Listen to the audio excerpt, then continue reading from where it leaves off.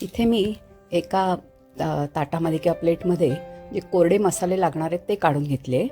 लाल तिखट आहे, धने जिरे पूड आहे, हळद आहे, कसुरी मेथी आहे, गरम मसाला आणि जाडसर दाण्याचं कूट. त्यानंतर फोडणी करता म्हणून फक्त लसूण आणि जिरं एवढंच आहे, ते घेतलेलं आहे. बाकीच्या साहित्यामध्ये मीठ आहे, दही आहे आणि ह्या मी 2 प्रकारच्या सिमला मिरची घेतल्या आहेत, लाल आणि हिरवी. तुम्ही कुठची घेऊ शकता, हिरवी घ्या, लाल घ्या, पिवळी घ्या, कोणतीही. आणि तसाच एक कांदा घेतलेला आहे. इथे मी दोन्ही सिमला मिरची आणि कांदा उभा उभा चिरून घेतला आहे, तसंच लसूण बारीक चिरून घेतला आहे. आता आपण पुढची कृती करू.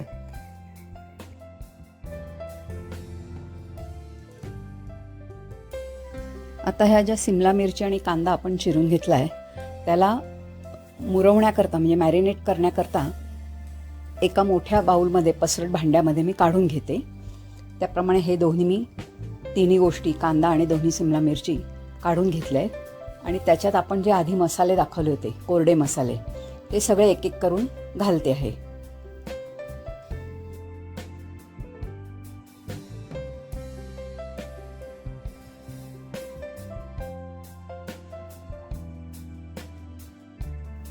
ते झाल्यावर साहित्यात मी मीठ काढलेलं नव्हतं, फक्त मिठाची बरणी दाखवली होती.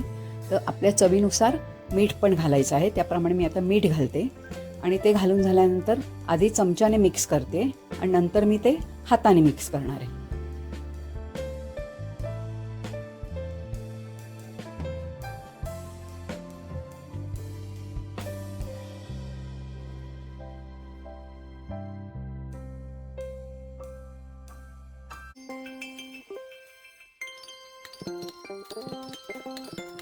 आता हे दाण्याचं कूट घालते. ते घातल्यानंतर आत्ता माझ्या लक्षात आलं की हे जरा कमी वाटते, म्हणून मी अजून थोडं दाण्याचं कूट घालून ते चांगलं मिक्स करून त्याच्यावर झाकण ठेवून 15-20 मिनटं आपल्याला ते मुरण्यासाठी ठेवायचं आहे.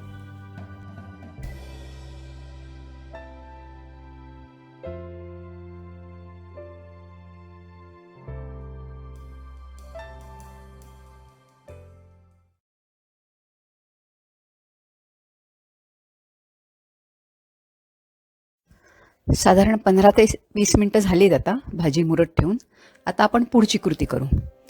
त्याकरता इथे कढईमध्ये मी तेल तापवते. तेल तापवल्यानंतर त्याच्यात जिरं आणि आपण जो लसूण चिरून ठेवला आहे तो घालायचा आहे.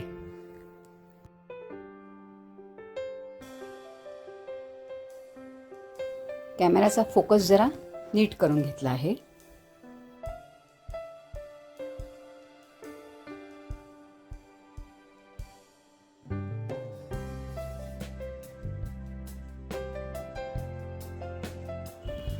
लसूण थोडा परतून झाला की मग त्याच्यामध्ये आपण मुरत ठेवलेल्या भाज्या घालू आणि त्या घालून चांगलं मिक्स करू.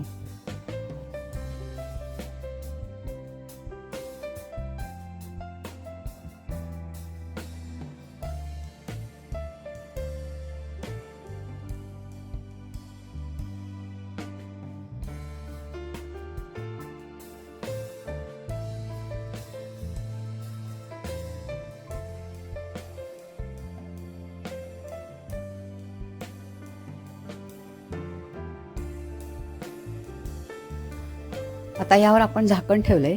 झाकण ठेवून अशाच 1-2 वाफा त्याला येऊ देऊ. मधून मधून फक्त बघायचं आहे, भाजी वर खाली करायची आहे.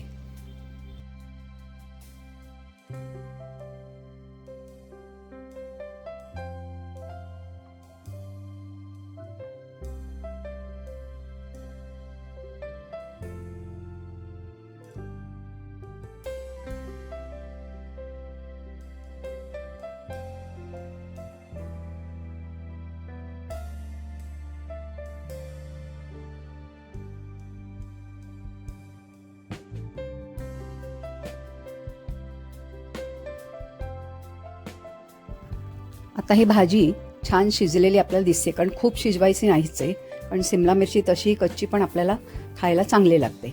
आता ह्याच्यात जो ह्याचा मुख्य घटक आहे दही, ते मी घालते. हे माझं गाईच्या दुधाचं दही आहे, त्यामुळे थोडं पातळसर आहे, त्यामुळे ते घालते आणि सगळं परत मिक्स करते आहे.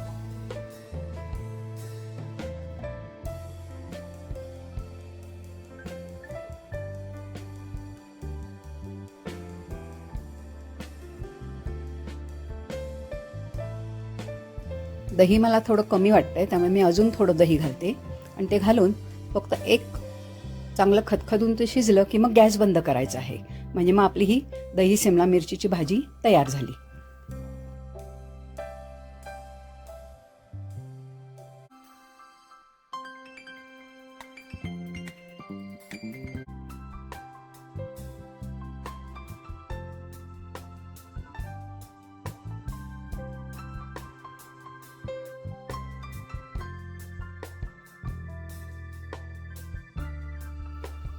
आता ह्याला नेहमीप्रमाणे कोथिंबिरीने सजवून ही तुम्ही पोळीबरोबर किंवा भाताबरोबर कशाबरोबरही खाऊ शकता. मी आज पोळीबरोबर खाणार आहे, त्यामुळे ही भाजी तुम्ही नक्की करून बघा जर कधी केली नसेल तर.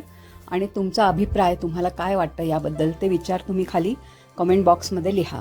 यात घातलेल्या कसुरी मेथीचा स्वाद आणि सुगंध इतका छान येतोय काय सांगू. तुम्ही जेव्हा ही भाजी कराल तेव्हा तुम्हाला नक्की मी काय म्हणते हे पटेल. व्हिडिओ बघितल्याबद्दल धन्यवाद.